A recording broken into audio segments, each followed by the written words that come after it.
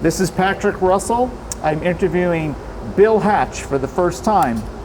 This interview is taking place on August the 9th, 2021, and we are in Claremore, Oklahoma. Yes. This interview is being conducted by the Making History Project. How are you doing today, Bill? I'm not all there, but I'm here. I'm all right. Okay. Well, I want to thank you for joining me today and sharing your time for this interview. So, can you tell me what your birth date is? February the 12th, 1933. All right, and where were you born? Nashville, Tennessee. And growing up, how was Nashville? Can you describe it for me? Well, in my time that I lived there, until I was 17, there were maybe 150,000 people. But today, it's a city which probably is approaching 1 million people. That's how much Nashville has changed. The only thing Nashville was known for by people outside was the Grand Ole Opry. I've been there. Not the one they have today, which is on the river, the Cumberland, outside. It's modern. It's really up to date. The music is not the same today as it was in the 1950s. And how big was your family growing up? Well, that gets into another area, but growing up, I was the last one. But the truth is, I believe that it could be found out, but I believe it has happened. My father and my mother were not. I grew up with my father. My mother left. She married 3-4 times. I didn't see her anymore, so you'd say I grew up with my father, who was nice enough or generous to the point that he let his friend, a fellow by the name of Charles Yeaman, Y-E-A-M-A-N, that's different. And that man and his wife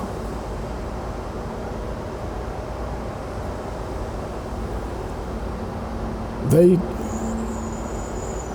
brought their family in with my family, and my father and her husband were good buddies and knew each other. Except as time went on, I was gone.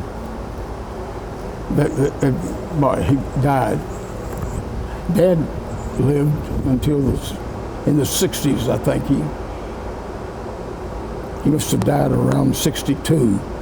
I don't know, because I was in Australia. And I went to Australia as a teacher. I taught, 10th grade students, what we call, but actual time, the school day was longer. School day started like 8 in the morning. It wasn't over until about 4:30 or 5. But we had breaks, and we played games that I didn't know that were British oriented.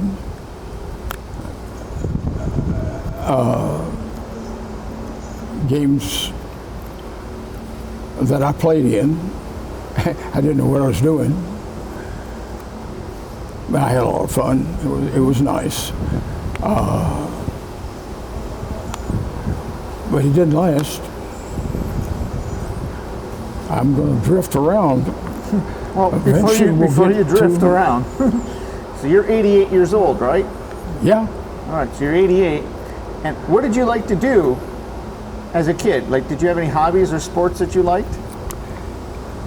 there were a lot of things that I would want to do, but we didn't have the money for me to do, and it didn't have the connection. I guess what I didn't tell you, but I finished, is that after my mother left, my father, who I don't even know if they have such a thing today, but he repaired and developed, made organs, playing organs, the reed type, not the horns. He would laugh at the people that were changing from the old weapons, and they were weapons, to the new. So there are many instruments today, but I don't think have you ever heard of a reed organ? That was, you worked with your feet in order to get, it was like a piano here, but air pressure caused it to go. But it was hard to tune and get it right, and it wasn't instrumental that you could, electricity, you could plug it in, which today they have. One of the largest reed organs that I know of was the one that Brigham Young had, Salt Lake City. And they think that's beautiful even today, and it is. I haven't been to Salt Lake for many years, but that's another story in itself. But That organ is in the tabernacle. yes, they did have it in the tabernacle, which was outlawed to everyone other than someone who was in the priesthood or was a Mormon in good standing. And there are Mormons who are not in good standing, as there are good. And the same between an instrument or not an instrument. The temple is what the whole building, try again. Anyway, the Mormons in good standing, the ones who held the priesthood, and they had their special chambers, which they have today, rather than have one temple, this first full temple, Salt Lake City, and by, 40 years, the next 40 years, they built the temple that's there today that people go to. And I don't know where I was, but anyway, where was I? Well, tell me a little bit about you go to high school? Yes. All right. And what was No, well, yes and no. I went to high school in terms of that I graduated in junior college. So you went to high school, but you didn't finish then. I received a high school diploma or a graduation, and other than see the school from outside, I didn't see it until, I think I first saw it after I got out of the Navy.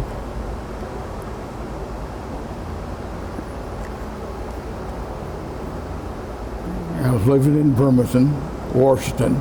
That's when I got out of the service. And I got involved with the Mormons, and I saw the temple when I went from Bremerton to Washington, where I got out of the Navy, to Salt Lake City. But that was several years later, and then I saw the temple and where Brigham Young was buried, which people don't know where, but I know, at least at one time I knew. It's like everything else with Mormons. They were different then than they are now. Today, there's no polygamy. There was polygamy back then. And all the way into the 20th century. People don't know that either. But the thing was, if you had several wives, well, somebody got to take care of them. You couldn't have several women living with you. If you did, you got to afford it. You got to be able to take care of them. We're only allowed in modern day marriage, in which most of the people, Christian people, didn't accept Mormonism. Mormonism wasn't really a religion to them. It was a cult. And all they were interested in was polygamy, because that's not true. The ones here, the upper priesthood, the Melchizedek priesthood, which I also held,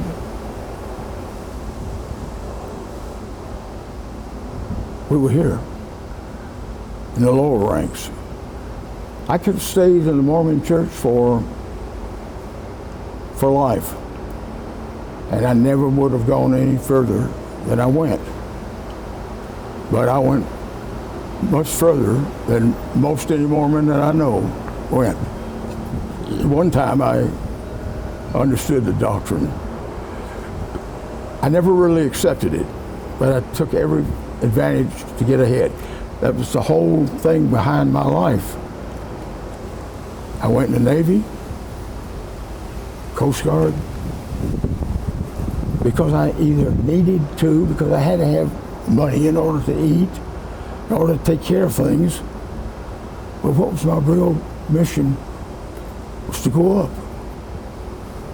Well, if you marry, you do both. You do what the Mormons want to do, because you're here. But what the Mormons do today is here. But when we were up, there was a lot of going on. I don't know if they had more than one wife. Their fathers had wives, more than one. But as the nation changed, the church changed. It didn't really change, and people don't understand that. The Mormons are still polygamous, but they're not polygamous today in the sense they exchange wives. Now, you know this, the good Mormons, the ones that were here, have always been there. But they had wives there coming in, but they don't have them then. When do they get them? Oh, do they get them? Yeah. So when you go to the next life, and you're still a good Mormon, you find all the women who lost their husbands or were never really married outside of the Mormon church. That was their marriage. But that marriage wasn't recognized by the church. It's here. So when the fellows get upstairs, and they're all going upstairs, of course, then they have all they want. So in heaven, Mormons have more than one wife. Not in this life. Why? Because this life means that they have to do what this life does. And if you do what this life does, you can be somebody. You can go from the bottom, which is nothing, back up here as high as the goal. You can be respected, understood. You never talk about Mormonism. If you do, you always talk about it in a good light. The result, Mormon Church now is, I think, about the third largest in the nation. The only two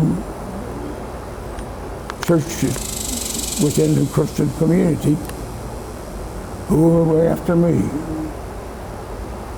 I probably say too much.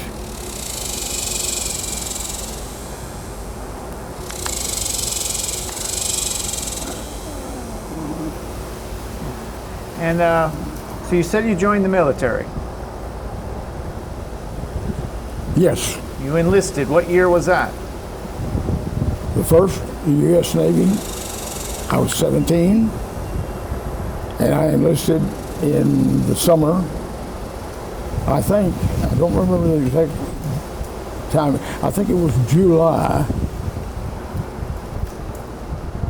And at 17, I enlisted because I got out 3 years, 4 or 5 months later. But that was before I was 21. But they let me out early as I was second class. But I was recommended for and had passed the test for first class. And they would have given it to me if I had come back, but I didn't. Instead, I left. I thought that I would make more money if I would go. As a result, in going, it would be important. But that was what happened when I got married. I was down here in the Navy. My wife and I were very close. But we had the usual arguments, but we made it. And that marriage lasted for 19, 20 years. But by the time I was 19 and 20, here's my wife, my first wife. She was still a high school graduate. I'm up here, she's down here. So what happens? I begin to lose interest in her, and I became interested in other people. So eventually, when I no longer was a Mormon,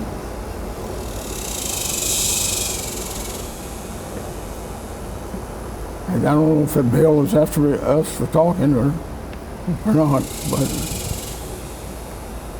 well, anyway, I hear what they want.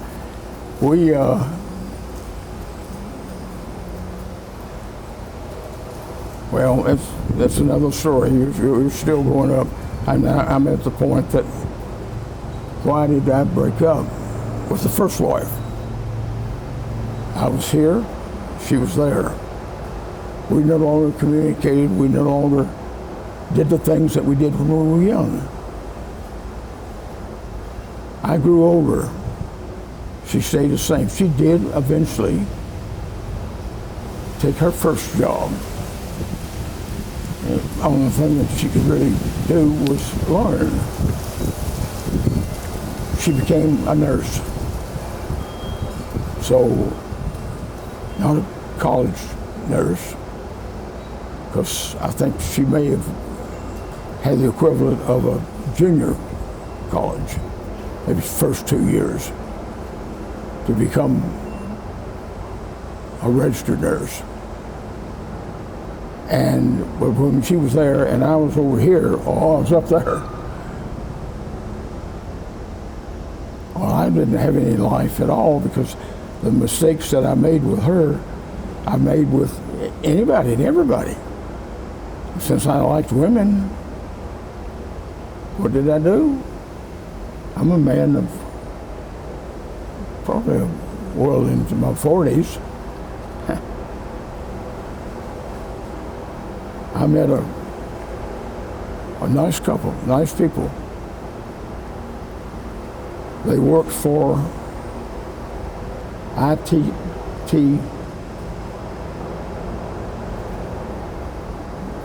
They used to advertise on a lot. It was learning, but it was preparatory learning. You were learning to become, with women, a receptionist, a typist, someone who was in the lower echelons of the big time. And men became better educated and knew something, and they became foremen and got ahead in life. As a result, so they both got the equivalent of high school educations, or higher, but not really high. It was a private school, which meant you paid money. I got a job, I didn't have any money. So I guess I talked my way into it, because I did two things that were good. I didn't do them, but people that wanted to use me or wanted to get something for nothing, which was their right, that's what they do. They encouraged me. So they said, well, first of all, you need a suit, you need to dress up. So they took me to big stores, and I had a little money. I had my pension, which would have been a pension in the state of Washington, because after 4 years, I'd graduated from, well, where I was, and I didn't have the junior college.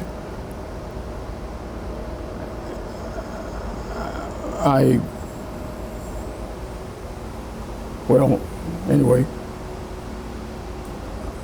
but I had the money that I had paid to get in. But other people were paying the money for me because I didn't have any money. And they found out I didn't have a high school education. They found out because I didn't tell them, but I don't need one because I'm already graduating from junior college. Well, if you can go to junior college and pass, well, certainly must have been in high school. Well, you were in high school. Oh, yes, I was in high school. Back when I was 17, I went into the Navy. I was a junior in high school. I didn't finish the senior year. I never been senior year. Let's talk about that. So They gave me. why did you enlist out of high school into the Navy? Why did I enlist in the Federal Union? No. Why did you enlist in the Navy and not finish high school? Oh, I don't know. I mean, the Navy in 1950, I don't know what to do today, they would take anyone who could basically walk. You didn't have to have a high school education. I must have told the recruiter. He knew that I was only 17. Unless you were a bright student, generally you're 18 before you graduate. You're at least 16. But here I was, at this point in my life, I'd gone through the Navy, and I had, a long time afterwards, I'd gone to college, and I think I had a master's. That was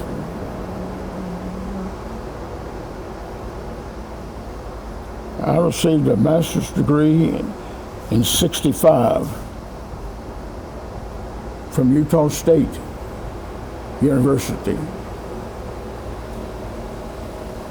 But before I went there as a bachelor, and we were going back again. When I was in the junior college, they gave me the high school free.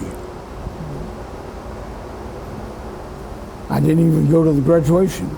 They announced my name. Nobody knew me because I was from Nashville, Tennessee. In those days, people didn't go from one state to the other just like that. Well, since he did, he's either very smart or he knows somebody. Well, I wasn't necessarily smart, but I wasn't stupid. I accepted it. And so today I've got a diploma. It shows that I was there. But I know, in fact, I never was even in the school. So I had the high school education. When I graduated from 2 years, and the junior college was in Bremerton, and the girl that I had married while I was in the Navy, when I got out, she got out. She didn't get out. She was always a high school graduate. She came with me.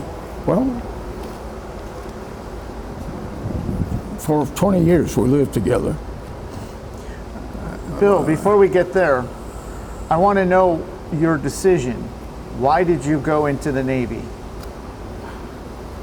I went into the Navy because, first of all, I wanted to. Why did I want to? Because what else was I going to do?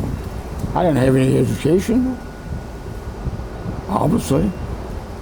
Oh, I had 11 years, but I wasn't a good student because I was in a broken home, and I was in a home where I was fighting all the time, and I didn't have a mother. She had run off with all these men. I only saw her a few times. She came by. When I finally saw her for more than a day was when she was an older woman, and she wasn't pretty like she used to be. She had changed. She'd become heavyweight. She didn't have anywhere to go either. But to her skill, she got married. The reason I know that is that because I was older still, I went to her gravesite because I wondered what ever happened to her and where she went. She married a fellow in down in Southern Oregon. I got in there because the fellow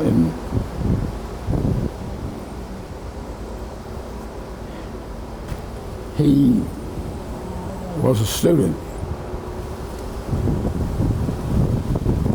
You know, he was a resident of this town. This is the town that the fellow that came to the university that I met, that I liked, who was also a Mormon, but he, like me, had left the church as a consequence, but he had money, he had land, and since I joined up with him and went with him, I went to several states. What was the subject? It was always the same, the Mountain Meadows Massacre. I wrote a book about it. It was published. The what? A book. On? What was the title? Hans Meadows. No, I'm trying to think of it. That's why I wanted you up in the room, because I knew I have stuff there that I have to try to remember. But you can get it from the office. Okay. Well, let's talk about your Navy experience. So you went to basic training at age 17, right? Yeah, Without a high school education. that's right. And how was basic training for you? Well, I was only 17. It was all right. I didn't get in any trouble. I didn't do anything. I did what I was told, basically, and because I wanted to stay in the Navy because I had nowhere to go. And why did you choose the Navy over other branches? Because the Navy would take me, and the others, well, I didn't get hit all of them. I hit the Marines. I wanted to be a Marine because the children, the Yemens, when Dad lost Mother, he invited the Yemens to come and live in his house. Mm-hmm. Well, he worked for the police department in Nashville, and they provided, along with the salary, which was very low, quarters or something where help could be. And they left there. He stayed in the police department. He was not necessarily a radio dispatcher. Whatever he did well as a workman for the Nashville police. And he moved up when he moved in with Dad, he, himself, and his wife. The oldest son was killed on Saipan in about 1844. And anyway, he came back and put him in where people that are insane or lost their judgment, and that was hard. So he had two left. And the younger one, who was Bubber was his name, I went with him. I had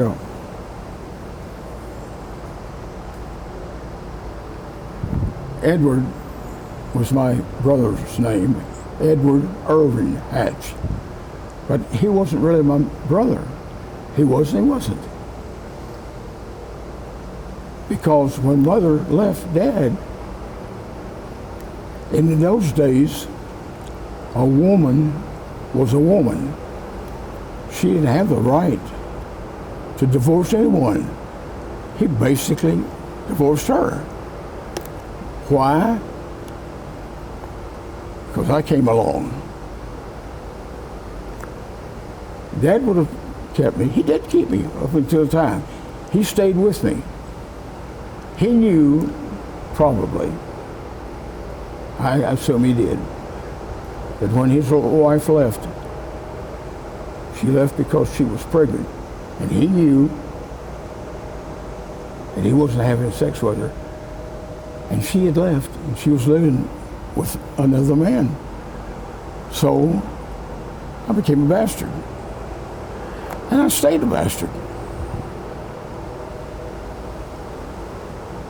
I never knew it until I was an adult.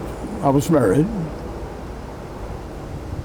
But too many things happened to me that shouldn't, that did. A high school boy that wasn't a good high school boy. I wasn't good at math. I was poor. I didn't really know totally the use of language, whether it was my mind goes blank, but anyway,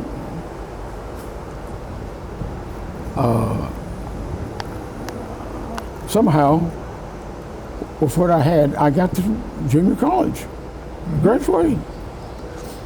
Let's go back to the Navy. So you went through basic training. You chose the Navy because they would have you. And where did you go from there? Where did they assign you? I was always on the USS Princeton. And what's the Except USS when Princeton? I got out, which was before my enlistment would have been over. It should have been over after 3 years, and I had maybe 4 months, but it would have been longer. It would have been, the war lasted or continued after Treaty of Hamilton or wherever. The Navy signed off with the president at that time to let everybody that was under 21, they were not considered in the 50s to be adults until you were 21. Today, an 18-year-old kid can do anything he wants. I was only 17. So when I was 21, I went under the old law. If you could qualify, I could qualify. I didn't in high school, they gave me that, but I qualified at Bremerton. I went from Bremerton Junior High to Bremerton Junior College. Junior college, and I was married, and we went from there. Okay, but before that happens, you're in the Navy. You're on the USS Princeton. Princeton. And that's an aircraft carrier? Yes, aircraft carrier. And is this during the Korean War? During the Korean War. And does it deploy to Korea? Yes. All right. And what do you remember from, well, before we get there, what are you doing in the Navy? What are your duties? Well, being only 17, I didn't know anything, but they wanted me. They must have, they kept me. I was a cook.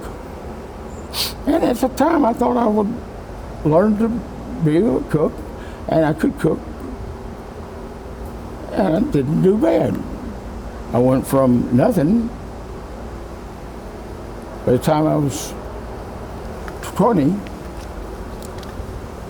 I still wasn't 21, so I couldn't get out until then. But I got out about 4 months or something extra. And you were a second-class petty officer? And so you're a cook? But I was recommended for and had passed, and they would have given it to me, first-class petty officer, if, rather than get out at 19 or 20, but not 21, I'd get out. To any 20-year-old at that time,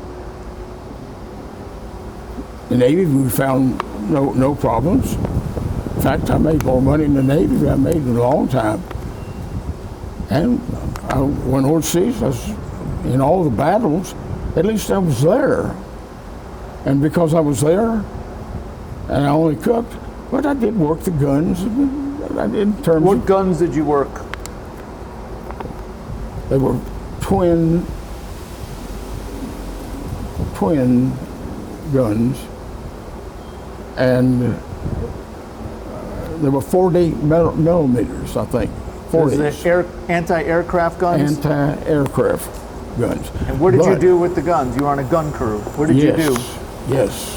Did you help load, or what was your job? Well, it's on a gun crew, there would be maybe 6, 7 people. And they would take all the young people and the people that were cooks or were steward's mates, but you had to be a steward's mate. In order to be a steward's mate, you had to be a Negro. If you were white, you weren't eligible. See, they were hypocritical there. They had the Negroes take care of the officers, and people like me take care of the enlisted people. So I was told to do, and I picked up ammunition. I gave it to the guy next to me. He gave it to him. He gave it to the gunner. Well, I was on there for as long as I was, and I spent 3 times. I went over to Korea, and I went to all the ports in between, so to speak. What do you mean you went 3 times to Korea? You mean you went onshore? Well, I'd go back to, we'd go to San Francisco or San Diego, or where I actually got out at Bremerton, Washington. And then I was married. But before getting married, we're still in Korea. So you're in Korea. What was your most memorable moment from Korea? Number of what? What was your most memorable moment from Korea? In Korea. It could be something scary, funny, ironic. Well, those are things you usually keep with you. You don't discuss it. I thought jumping ship was, but it worked like this. What is jumping ship? You're not authorized to leave, but you go anyway. Okay. But if the officer knows that you're there, he will arrest you himself. And the executive officer, who is the second to the commander, if this is in charge, he'll probably give you a week in the jailhouse, so to speak. Well, we were in Yokosuka, and I was a cook on the Princeton, but it was my day off. They gave us extra days to do our thing. We were in relays, first, second, third. And whatever relay I was in was eligible to leave the ship fully dressed and uniformed, but return that night. In other words, they gave us a day off. It was about 10 o'clock in the morning. I'd finished cooking. I knew I could go down, get dressed, go into town. And town is in Japan? In Japan. I was in Japan. The Princeton was in Japan, and I being on the Princeton was where the Princeton was. Therefore, I could leave, but only with their permission. And their permission didn't come until about 2 in the afternoon. They said that section so-and-so, or this particular part of the crew, is free to go in. We have yachts or smaller boats that pull up the side, and you go down a ladder, and you get in, and they take you over, and they say, we'll see you again tonight, meaning that I'd be back on the ship at 10 o'clock that night, and I would, as a result, be where I wanted to be. Why I couldn't wait from that morning to 10 o'clock at night, I didn't even think about. The Navy makes mistakes in the sense that they can't be everywhere at the same time. And we had too much free time. I happened to be in the after part of the ship. And this buddy of mine didn't amount to a hell of beans, but was a good guy. He said, let's go ashore. I said, we can't go. He was eligible to go ashore. We have to wait till 2 o'clock. At 2 o'clock we can go. I don't want to wait 2 o'clock. His buddy let me say, why don't we jump ship? We'll go over to town. We'll have a good drunk by the time 2 o'clock comes, and they get off the ship, that they'll come over. I didn't want to do that. About that time, little Japanese, we call them bumboats, came around the carrier and to pick up any clothes to launder them, and they would launder them and then bring them back that same day,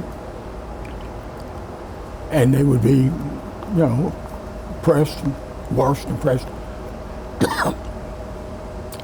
So we, myself included, sent our laundry off. and then it was stacked up on the deck, and it would be taken off by the bumboat. But the bumboat had to go around the ship. There was nobody on the bumboat. They went around the ship, except the fellow that was driving.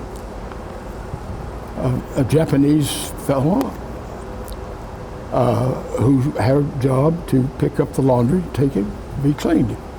We decided we'd go back. He decided. I went along with him. When they came by, rather than head straight for the main deck that he'd go on, he came around the back of the ship. Way up there. He's down here, we wave at him. He waves at us. That's what you do. We were very friendly with the Japanese at that time. He made a mistake. He didn't punish, it wasn't punished for it because they didn't find it out. They didn't find out what I did. I did what this buddy of mine, a buddy that I visited in the Missouri State Prison, who had screwed up. That's where he ended up? That's not where I ended up, where he ended up. That's where he ended up in life. I went to see him, they wouldn't let me in. Huh? I don't remember, I guess I hitchhiked over there. Yeah, that was the time that I had left. So what happened? You're on the ship. How did you jump ship?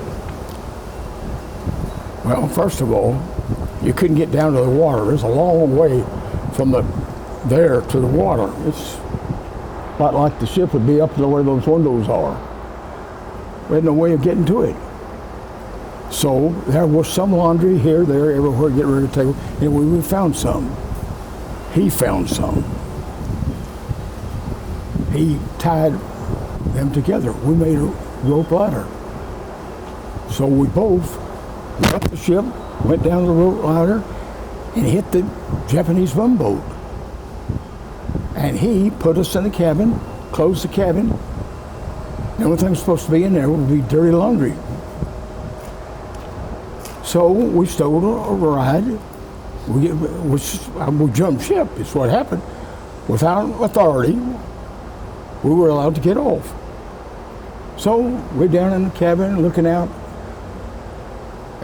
We stopped and got the laundry, and then we headed out. So this is something that the Navy doesn't know about, but it happened. There's a lot of things happened in the Navy they didn't know about. But we got there, except we didn't get where we wanted to go. Where I wanted to go was the main gate going. He took us to a back bait. It wasn't the same as being in the town itself. I mean, they had little bases, I guess, along the big base. We were going to the big base. He took us to a smaller base. Well, he didn't know the difference. And at the time, we didn't know either. We thought we were just on, there's more than one way of getting into the main base. So we got off.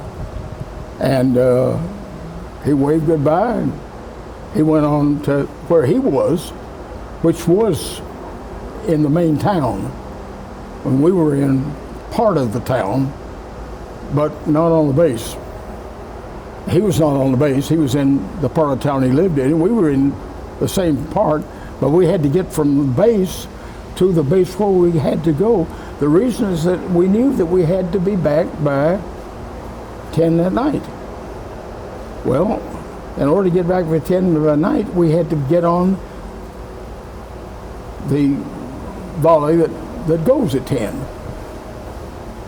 And that's where our name would be. They rigged the list, all the guys that answered up. They were all aboard, fine. They take off, they're in good shape. But we were in trouble. This buddy that had talked me of getting off the ship, I said, well, I knew something was wrong. And I didn't know how to get over to the town. So he got smart. He said, well, we're going to act like we're sailors. But this is where we were stationed. Princeton? Where's the Princeton? We don't know. But your ID card says you're Princeton, and if they read it, it'll point out that you are on the Princeton. It didn't say that. It didn't say anything other than U.S. Navy and the usual garbage, but it was thought that they know. We knew, we found out the hard way, but we found out the only way that they wouldn't catch you here, because they would catch you because we had to get off of this base to that base. In order to do it, you got to go through the line. You got to go out with the sailors here. So we pretended we were on, I don't remember the name of the base that we were on. We pulled out Princeton ID card, and at Princeton, along with the ID card, we had another card. I don't know, maybe it was a leave pass. But we held out like that, and we got in the line of the people that were going, we talked with, and they knew what we were doing, because they didn't know us. It was a small base, so they knew everybody. What the hell are you here? We told them what we'd done. They said, oh my God. So they accepted us. They didn't say anything. They said, those idiots on the line, they're not going to check your ID. They're just going to see if you got it. If you got it, you're dressed, you're ready to go. But we were dressed because we were going to leave the Princeton. But we weren't supposed to leave until 2 o'clock. We left at 10. We didn't go, but we went, anyway. We went through.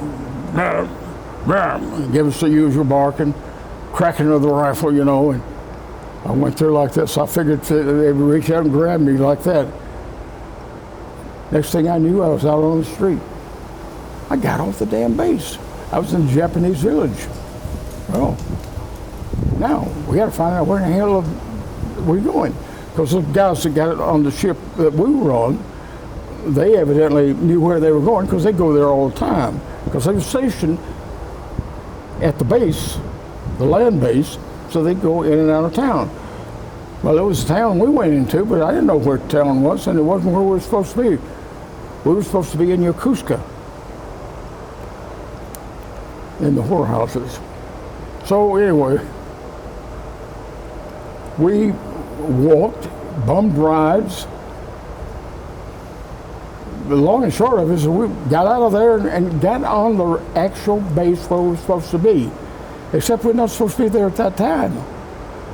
We wouldn't leave the Princeton to get to the base until, well, it took about 20 minutes or so to get there. But we felt good, because we were in the village, or in the town of Yokosuka. We didn't go from the one base to our base. We went through their town, not ours, the Japanese. We went through theirs. Well, there'd be no problem being in the Japanese village after 2 o'clock, if you were being technical, maybe 3 o'clock. And we had official leave because we had passes, because they gave us the passes early. At least we got them early. We had ways of doing things. But the officers or anybody else that was doing the rules, as you left the ship, they knew who you were. They would give you a pass. You use that, that'd get you back to time. But we had passes. So if we've got passes and we're not in a town, and we're going to be here. So we walked there to the town, because we didn't go to the base. We didn't go to the base until we went back. And while we were in the town, we discovered the things that were there, and they didn't make any difference. That's why I know where the Japanese lived. They didn't have anything. They were good to us. Probably weren't to the officers, but they weren't afraid of, I was maybe 18 at the time, 19. And I must have been I must have been nearly 19. Yeah. So what did you do in the village? You drank? Yes, but it didn't go to any whorehouses there because we didn't know where they were. I know they're there, but there are regular Japanese people that aren't involved in that, and you're not going to ask them because they'll wonder too. Why in the hell doesn't he go over to the country, find all the holes over there he wants? We don't have it. We got a clean village, so had to keep it quiet. Just had to. They thought that we were on their base, so they let us through. We eventually got into Yokosuka, not the base, but the town. Town didn't give a damn who it was. We were sailors. That was all that they knew. They were involved in other things, including whoring around. So they were involved in that too. Their daughters were. They knew it. They had no choice. We gave them food from the table. I would dish out the food. We had a big crew. It was just 3,000 men were on the Princeton. And I'm with 1/3 of them that went in that day. Then I'd be back the next day and the day after. And if I was there 4 days, I'd get to go into town twice. I just took an early first. So we just went to the regular places. Restaurants and whorehouses. We had a pick of all we wanted. And they were real nice to you. They gave you everything they had because they had nothing in return except from the enlisted men that they were able to sleep with. And if they could sleep with them, they weren't bad people. That is, we weren't. An officer was different. All officers did things too that were different. But I never saw an officer in a whorehouse or in one of the nice houses. They weren't what we and people at that time as well as today will look at that as a black district or an area where bad people live. Good people live there too. Some were involved, some were not. The ones that were involved is the one that we got in with. They knew that we were there, but we had a right to be there because we were on a ship out there. And that ship had a right to be there. So we were okay. So we did what we did, usually. And we didn't have to do it in front of our guys, the officers, the captains, the people that were in charge, because we would go back with the regular crew at the regular time and act like nothing had happened, like everybody else. They figured all these guys did was go over and get drunk and chase the women, and they probably had dinner or something before they got back. Anyway, just so you get them back by 10 o'clock is okay. You got to get on the ship, and there's another problem there. So anyway, we ate, we drank, we screwed around, did our thing. You had to pay the girls. So the money we spent there, we paid so much. It was cheap. Usually so many yen we would pay. But you get a nice looking young girl for 100 yen, 300, 500. That's maybe more than $1. Maybe even up to maybe $3, $4 if you got a really top. And it had, the houses themselves were different too. They were all the same in terms of normal people in war days lived there. But in days like I was there, were different. So we did what people in the house did. And that included bargaining, we would buy cheap. I bought some Navy. Well, it was an heirloom sterling silver dish plate. Dish comes in a box. It's got so many pieces of dishes. I know what they are. Somehow the Japanese had also managed to get a few. I bought a complete set of cutlery. I paid not much, but a lot more than I usually had, but enough that I got by on. It was cheaper than you get it in the commissary. And I had it when I went on board. The ship didn't have any, but they didn't know. The officers didn't know. I figured I bought it in their commissary. Before I was discharged, I sent it back to the States. I didn't have to pay for it, really. I don't remember that I paid anything. It was free shipping for sailors, so they took it. So when I had the next leave, and I went there, of course I took the silver with me, and I gave it to the woman who by this time, her husband, that was a friend of my father, had passed away, died. He was a drunkard, a good man, but he lost a son in the Second World War who was in the nut house. I never visited him. I did shake hands with him when he came home. I hadn't gone anywhere. I wasn't even, well, I was probably maybe 16 before I went in the Navy. And he died there, as far as I know. I never was able to make a check on him. My sister's another story. She was 20 years older than I was, at least. But my brother was, I think, 5 or 6 years, and he was young compared to the family. And my dad, who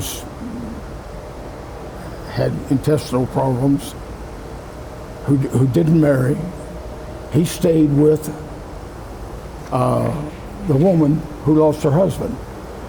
She agreed that she would take care of us. Not my older sister. My older sister had already left Dad. And there's another story there. Anyway, the long and short of it is she ended up in the nut house. That's what they called it. And they didn't treat them any better than they treat anybody else that was in the nut house. I felt sorry for her. And I met a woman. Well, before we get there. Yeah, I know. So you get out of the Navy in 1953.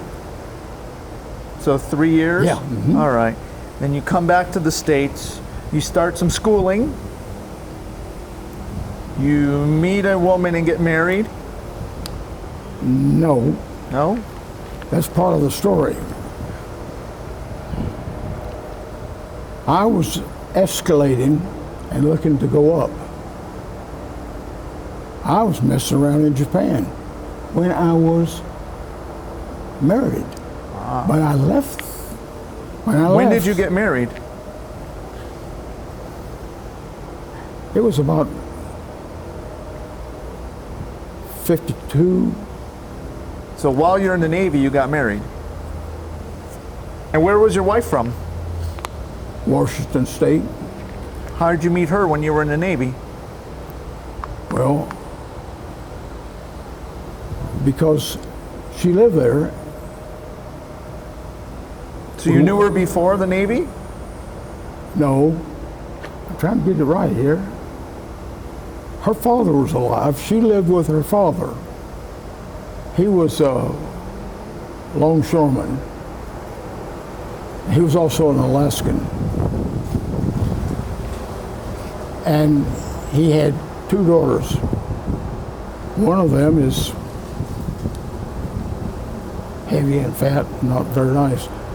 His one daughter, the one that had the sense, the one that I married, took care of her sister and tolerated her dad. Her dad liked me because I was drinking. He didn't know that I messed around before I had got with his daughter, because he and everybody else felt that I was a good guy, but I wasn't. I probably knew that I wasn't, but I didn't know anything else to do. It was the only thing that had the opportunity to. The only thing that felt good, I did. But I could do the other two, and do it just as cleverly as I can tell this story. I know. And I know what others that hear me, they don't believe it. I have to go to their office, and now I've got those things, it will prove it, and you can check with my old serial number and find the whole thing out. But I can tell you this, the enlisted personnel do things that officers don't. And they do, they're not bad things. I mean, they're bad in the common sense of the word. For instance, when you marry for life, and you are a good person, and you marry a good person, and your children grow up good. You live happily ever after. But if you are a good Christian and you marry a rotten son of a gun like me, I may not have accepted it, because I could also play the other side. She didn't know anything. She didn't know I was messing around. She probably knows it now, because she realizes that she's about the same age. She's still alive. That's one reason I'm here too. But legally, according to the paper, I live everywhere I want, because the things that I did in the service, that they may find out if they will look for them, but they don't look for them. Once you're out of the service, I got another story there. I was in 2 services. Well, yeah, so you get out. Yeah, yes, You're because married, I had to. You had some I wanted to schooling, be an officer, and then, but I didn't pass the exam. so tell me, what did you do? You went into the Coast Guard this time. Would you believe that I was one of the few recruiters? I had a inside job like a regular civilian would. I had my bachelor's, and I had my master's by that time. All right, so what year did you go into the Coast Guard now? Well, that would have been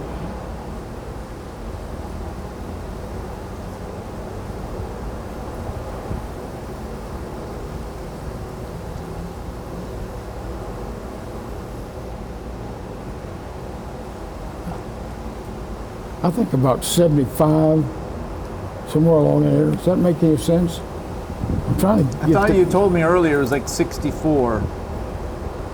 60s. Like 10 years after your Navy.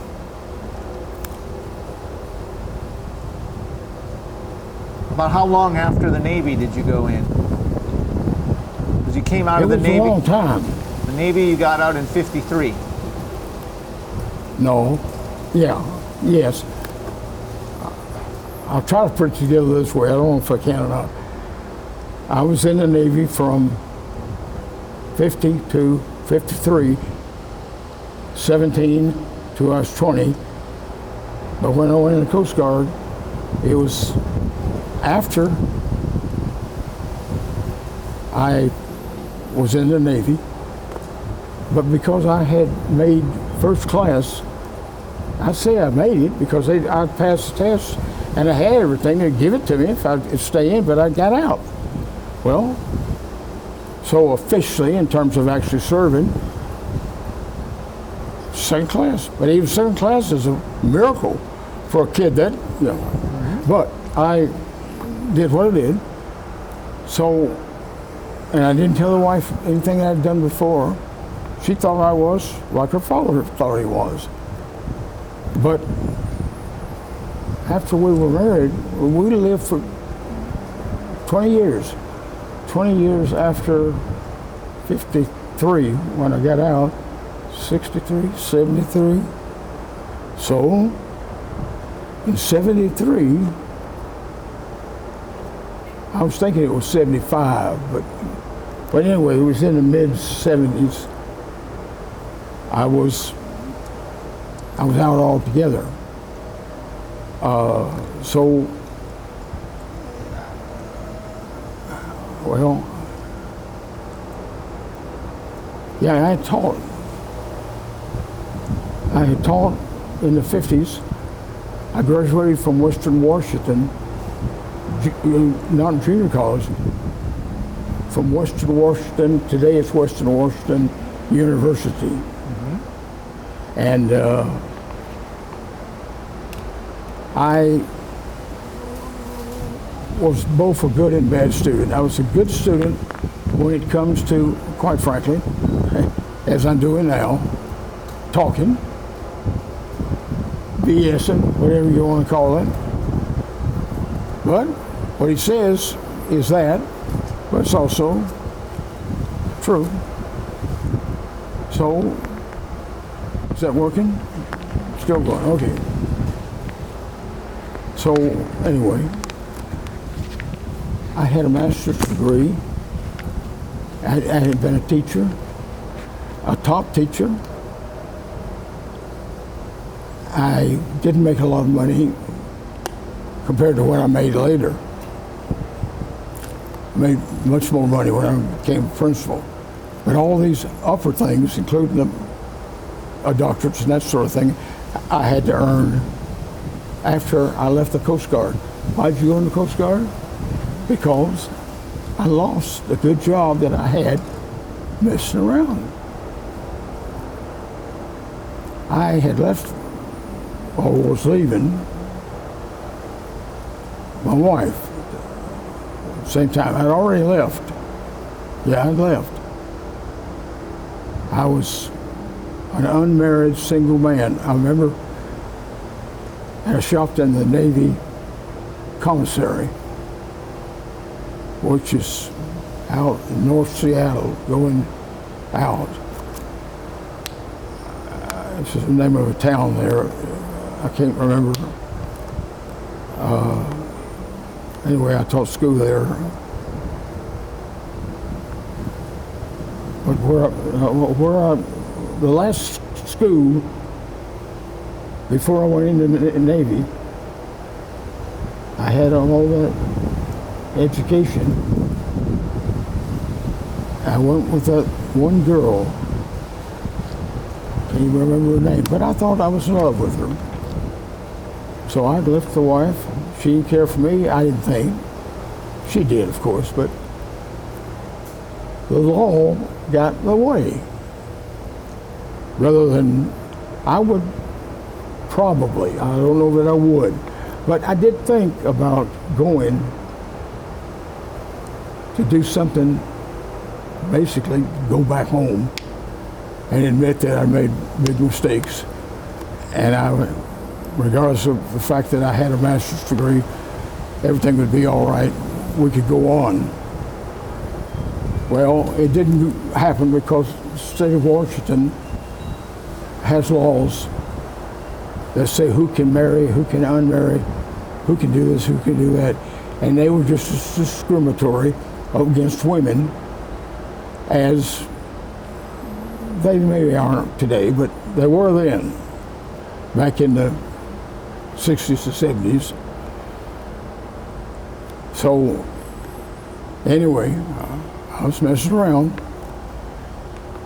but I can honestly say, of all the women that I've been with, and I've been with a hell of a lot of them,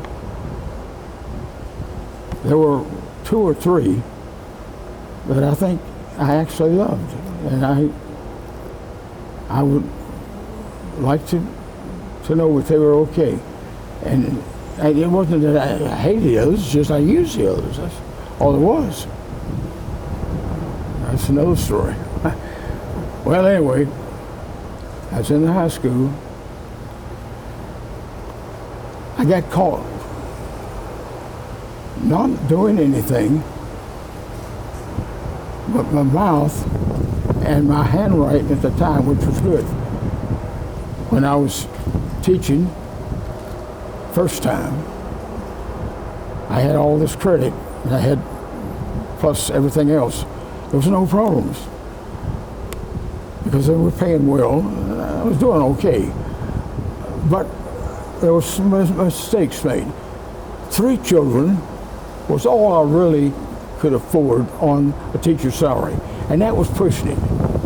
And that also meant that I had to take jobs while I was married. I had 3 kids, so I had a job in the summer when everybody would, including teachers, were off. Unless you went to school or you got a job, you did nothing but sit at home, wait till school opens, and go. I went south from, well, I'll tell you what it is. It's a, I guess it, I think they referred to it as an insane asylum. I was a young man, and I was patriotic still. Oh.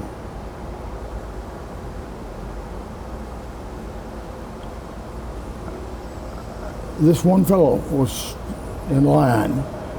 He was going somewhere, but he was in late teens or early 20s. He was as old as me almost. That's why I'm confused the age. But I remember that he left the line to escape off of the grounds. I was paid $160 a month. I remember because I got my summer paychecks from them, which I added to the schools, which gave me enough to get by on as long as we had 3 kids. But 2 things happened that shouldn't have. And yet I don't want to say that it shouldn't happen because these people are alive, and although they have no fun in talking what I'm saying right now, I'll tell you the truth, I really cared for them. And I'm sorry that they did that. But more than that, I'm sorry for what I did, because I didn't spend any time with them. Because when I left, I really still only had 3 kids. The 3 kids I could live with. Where are they today? The 2, I took care of all of them though. Even when I didn't have any money. I was on, well, that insane asylum made $160 a month. I made the same,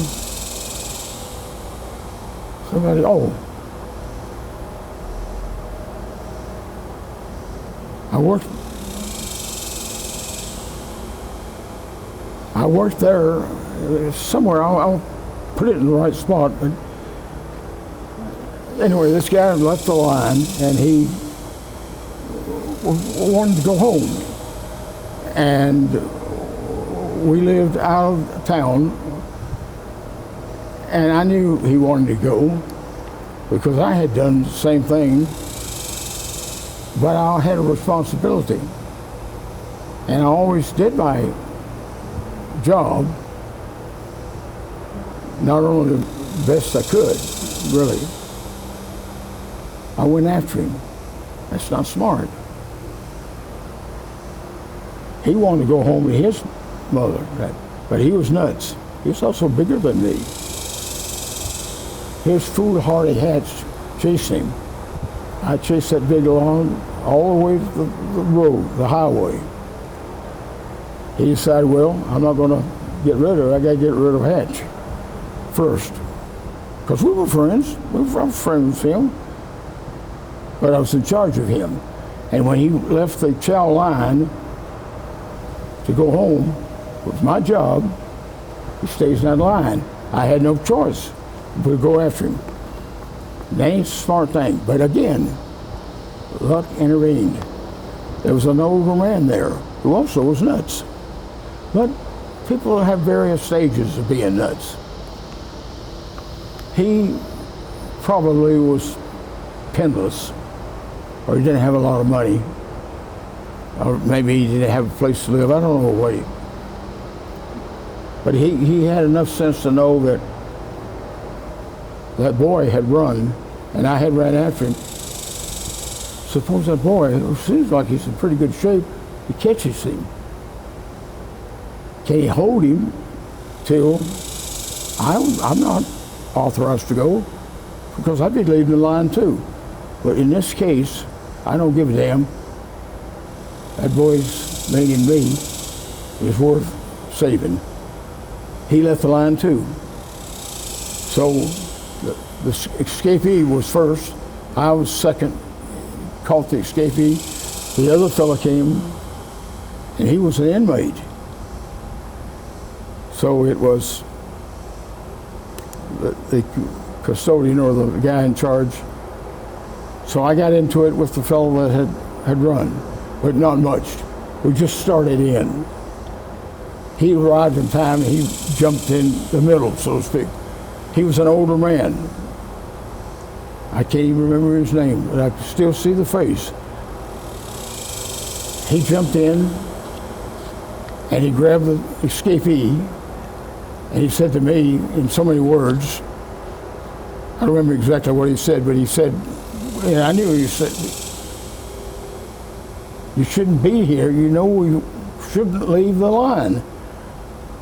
I know you felt that you were obligated to do it, but you did it anyway. I knew nobody would help you, nobody would see you, and he may clean your clock. And because he's nuts, because I think he'd killed somebody who got in. He was dangerous and strong and big than I was. So he intervened. Thank God he did. So he stopped it before it got very far. And he muscled the escapee back up the hill, the walks and the like, all the way back to the sanatorium and told what happened. But his story made me look good and got me out of trouble. I'm in trouble because I left the line. But on the same hand, people will say, well, he shouldn't have done that, but he did it. But he didn't do it for himself. Maybe he did it for himself, but he didn't do it. He did it, but he didn't do it because we got the fellow that he went after. Mm-hmm. So I wasn't punished.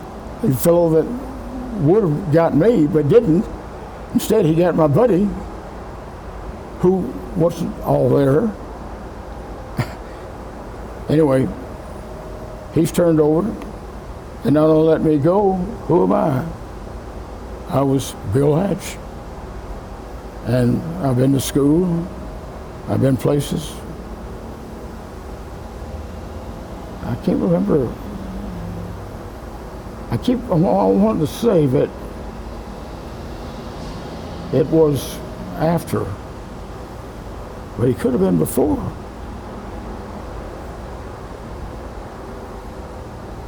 It was before. It was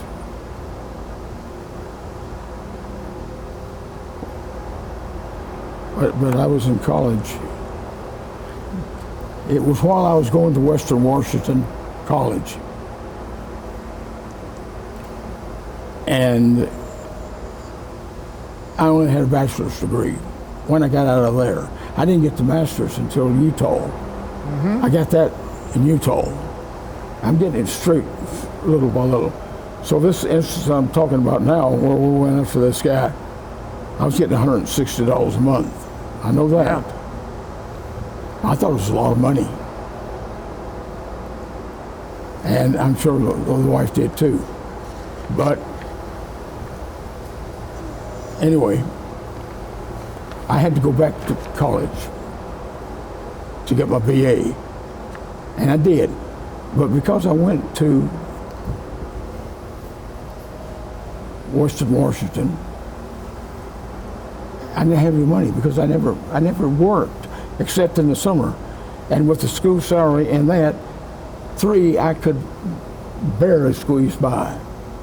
But I had another problem, and that was that I had become a Mormon. And I had gone all the way up, I was a 70. Deacon. No, yeah. A deacon first. Well, I'd say it's written down. An elder is under me, but they were missionaries. That's their job. And they're young kids, too, as I was. And then you go to the next step up, because in my case, I knew the gospel. I could talk it. I could get converts. They used me for that. What I'm doing now and giving to you don't hurt me now when you are 88 and a half that I am. What I did. It wasn't right. But before you say he's all wrong, there was a good side of him too. Plus the fact that he believed it himself at the time. But after he lived to be where I am now, and they have gone through 2 wives after the first wife. Who's the this? second wife was a young girl. No. Who are you talking about? You want to know of 2. Well, you know, the first one, the woman I was married to for almost 20 years. Okay. The second one was a girl from Paraguay, which is south of, well, it's on the east side. South America. Yeah, of South America, right. And then you got married a 3rd time? Yeah, that was after that one left me,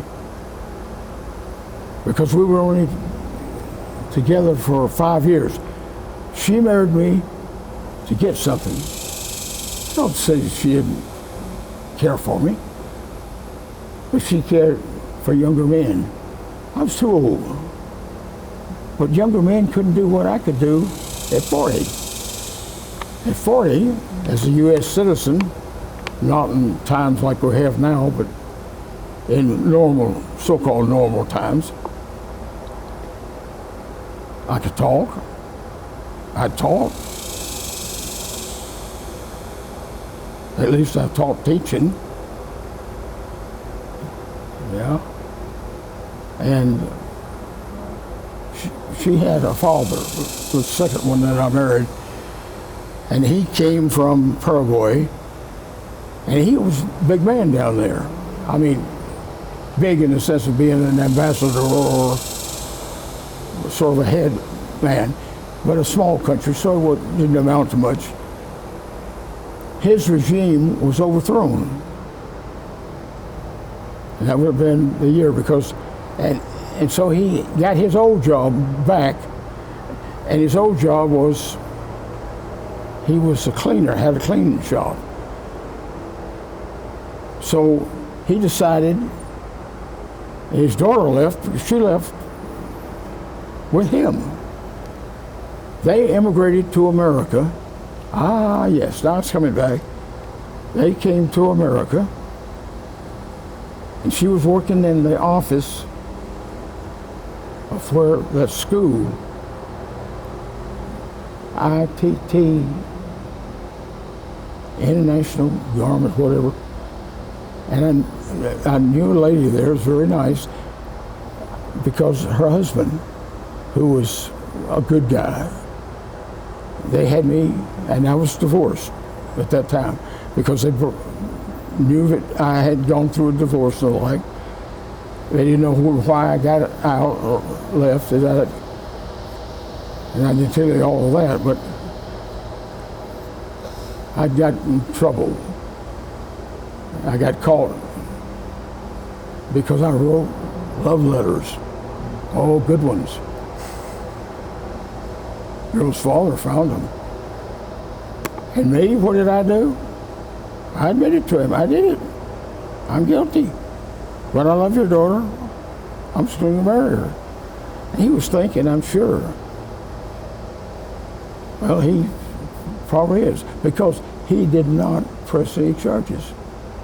He did not do anything. He said, all I want out of this, I've got a wayward girl. Basically, that's what he said.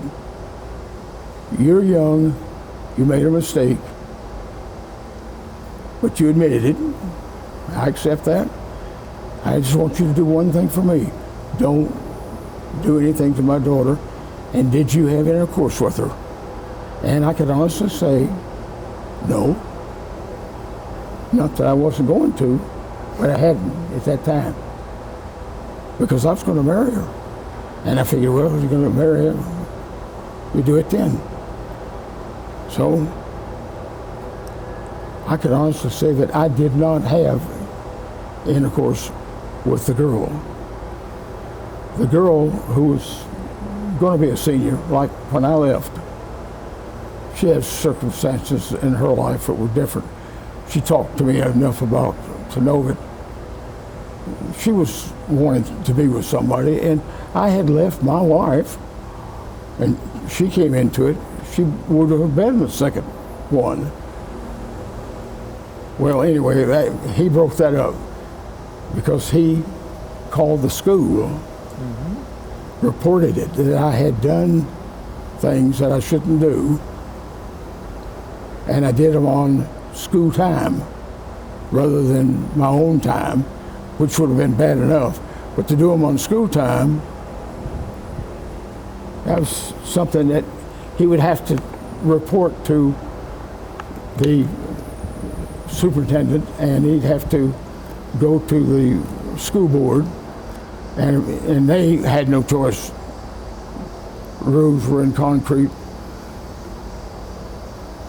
They would have fired me, and probably I would be prosecuted, and I would probably went to jail. I had the age for it. Although I didn't do anything, it wasn't because I wouldn't have tried, and I would have gone so far as to marry. But none of that was held against me. And then the principal, who liked me, I was a top teacher, he didn't do anything either. He told people if he was asked directly. So it came down to, well, did they fire him? Well, in fairness, no, but he's not here. Well, why is he here? Well, I don't know. He got in trouble in school, something he was doing there. So did you end up resigning? Yeah. Okay, so you resigned. What Then you married the girl from Paraguay. In Japan? No. You got your second wife was a woman from Paraguay. Well, because we looked at the people differently. To me, the Japanese in 1952 or somewhere along there, 50, go in the Navy. I was in Japan. No, I think you misheard me. I said you got married then to I did, a second time to a woman in Paraguay. That's right. Okay. And so I was. And then yes, there was a third woman? I was. You got married to a third woman after that? Yeah. Okay. I'll put it this way. I was married at the time that I was having relations with other women, and I was married for nearly 20 years. I had 5 children, 2 of which I didn't want. I didn't have sense enough to do what I threatened to do, but I was always too cheap to do it. I should have had a condom. She wouldn't have got pregnant. But she didn't know the difference. And she didn't know about me, what I was doing. But under the law, I couldn't go back. I could only go up. Well, I wanted to go up to begin with. I'd like to take her. If I repent here, I'll go up alone, but I go up. She's high school. She get along. She didn't go up. She did finally go up as far as becoming a registered nurse. I know because after we were divorced, I'd go over to the house. I was living there. I'd rented a place. I'd left her. I rented a house from a woman, good-looking woman, who had a nice husband.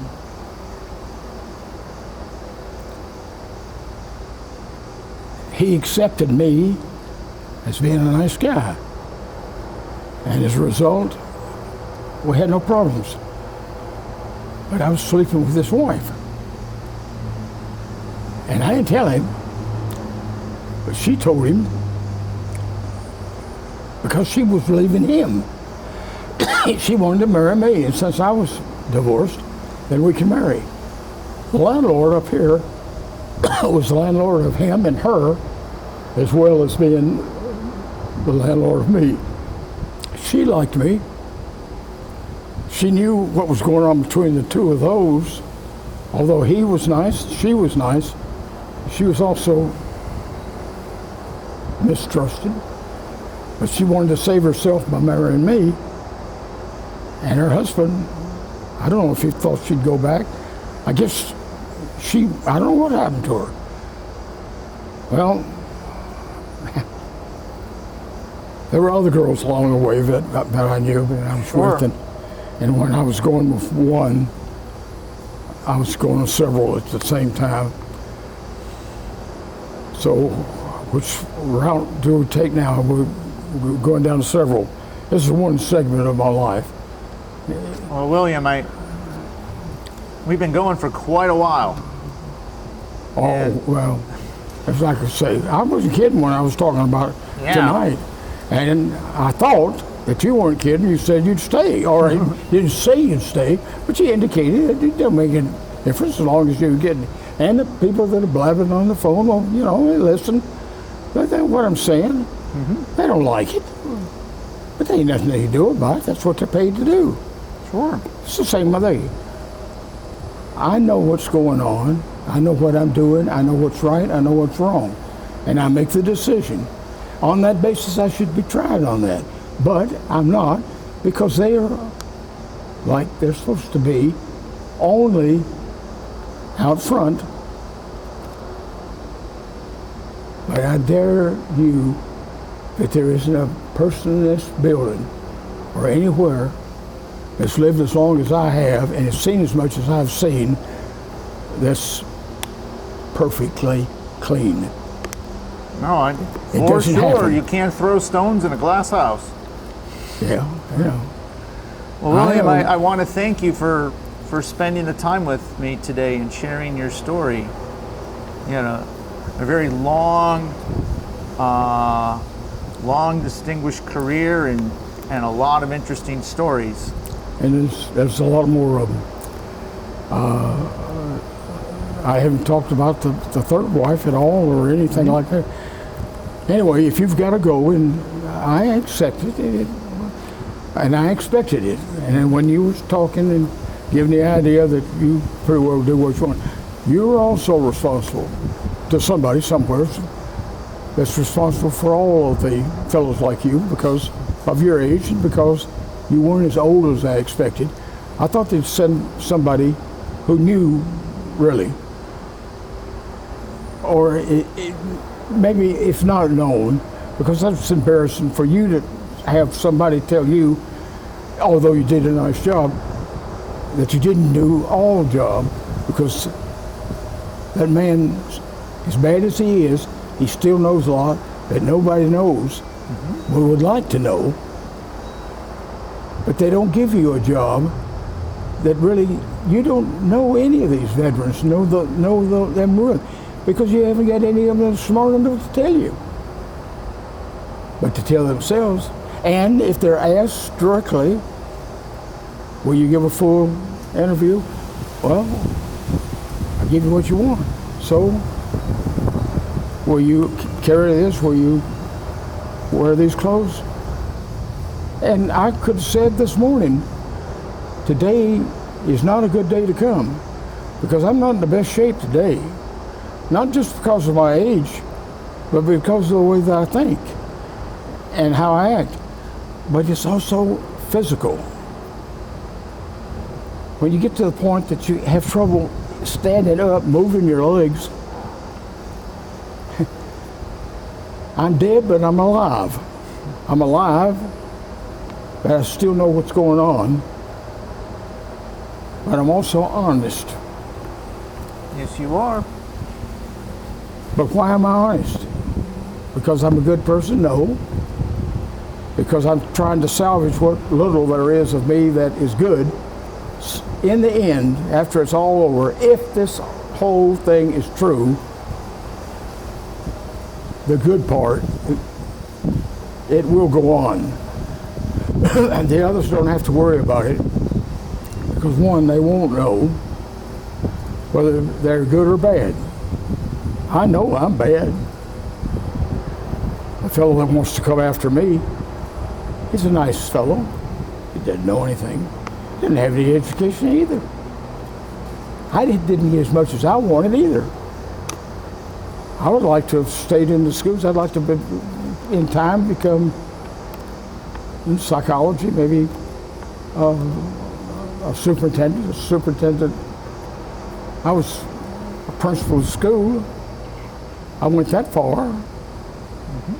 I was above all these Mormons that you see that run around and have big temples, and right? I've been to them. I've been to the temple, taking the blood test and the whole thing at least 4 times. In order to go to the temple the first time, and for that matter, all the times, you either work for the church, you already have those things, but they hire you not just work, but supervise, overlook other things. Or, if you not, you have done what I'm tried to do and didn't do. You started down here, nothing. Of course, you didn't start there because your family, your mother and father were already at this point. But if you wanted to go to that point, you had to go up to where they are now and then go past them. I went where I was, and I went past a 70. I was 1 step from the top. But I screwed up and I didn't make it, so here I am. And then I hit the top, and I started going down. And age caught up with me. It goes back to the second wife. She thought she was madly in love with me. I thought she was too. Why not? But she married me under circumstances that was impossible. I was married to her by a Hawaiian preacher. Had his own congregation. He was supposedly a good man, but at the time I was working for the United Nations. It was one of many jobs that I had. And I worked for them for years. Not the United Nations as such, but the United Nations has fingers out everywhere. They're helping out, they're doing this. So I went to the island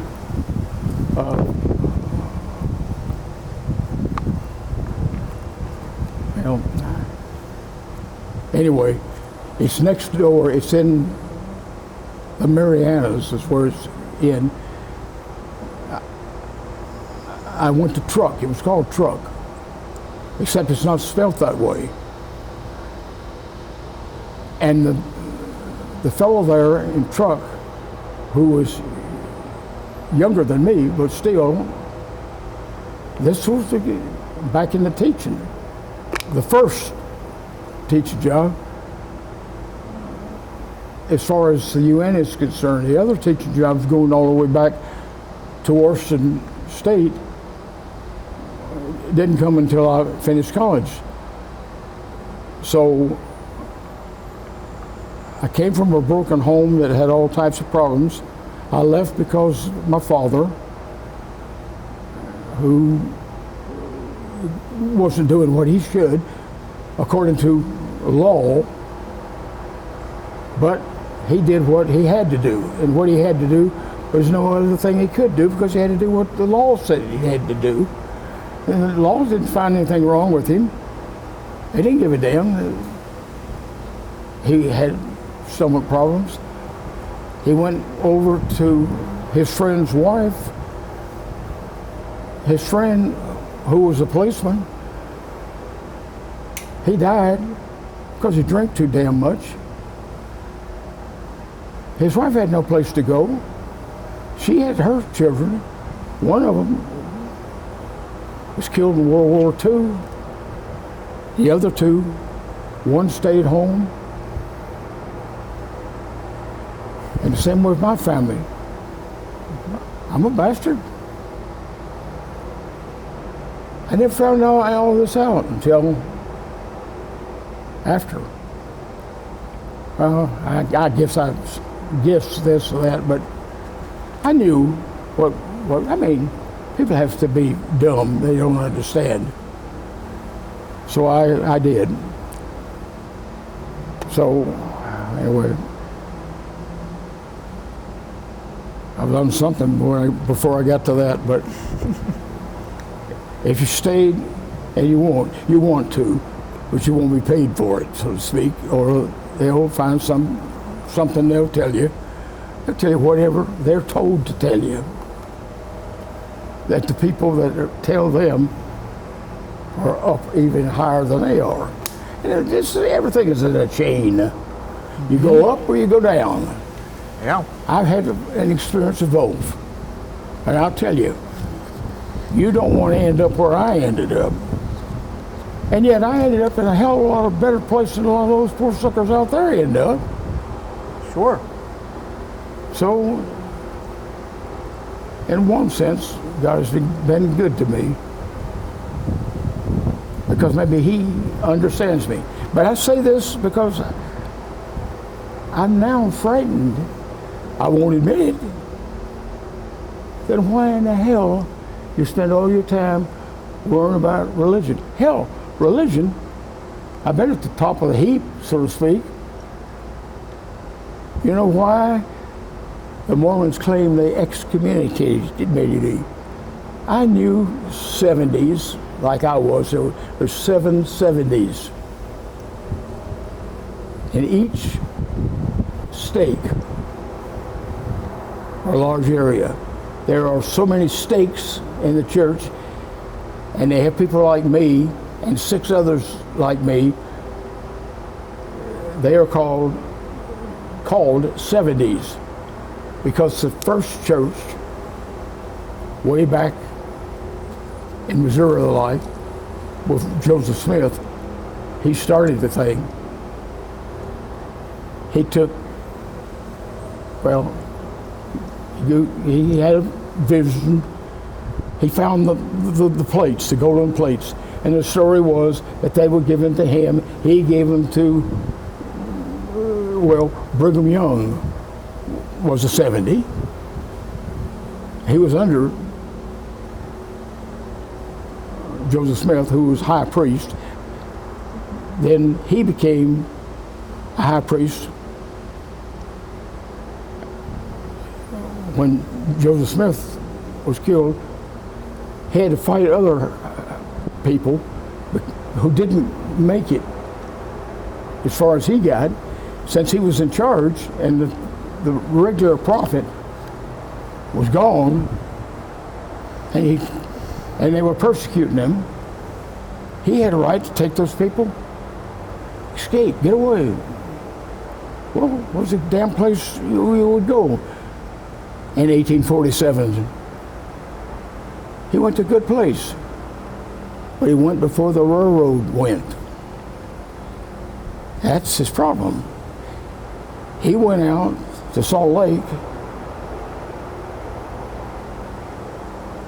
shortly after the prophet Joseph Smith died. He was there. The railroad came just before the Civil War. I'm not talking about the complete road. I'm talking about just connecting. It was going to connect Salt Lake as it would today, but it didn't end. Because he lived in Salt Lake. He was in charge of the Mormons.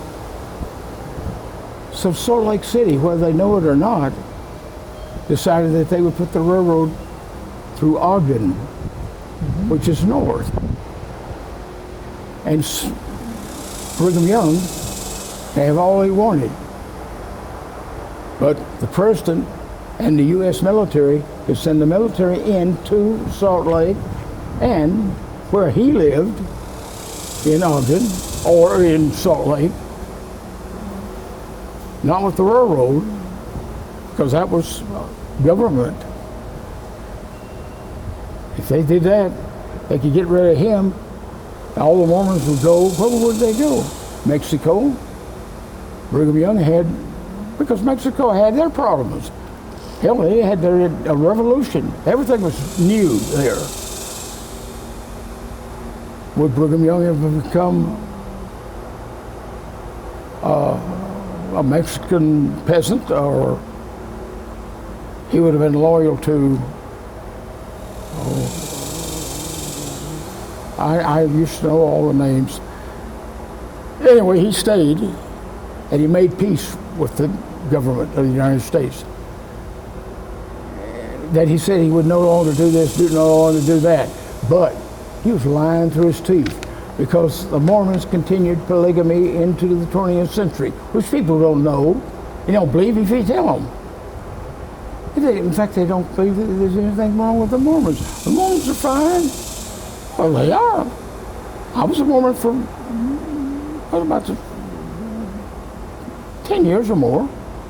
I was involved with them. And when, you might say, of course, it's big today, and a steak in those days was smaller than a steak today. Would cover this whole area, plus I don't know how many steaks that the Mormons have.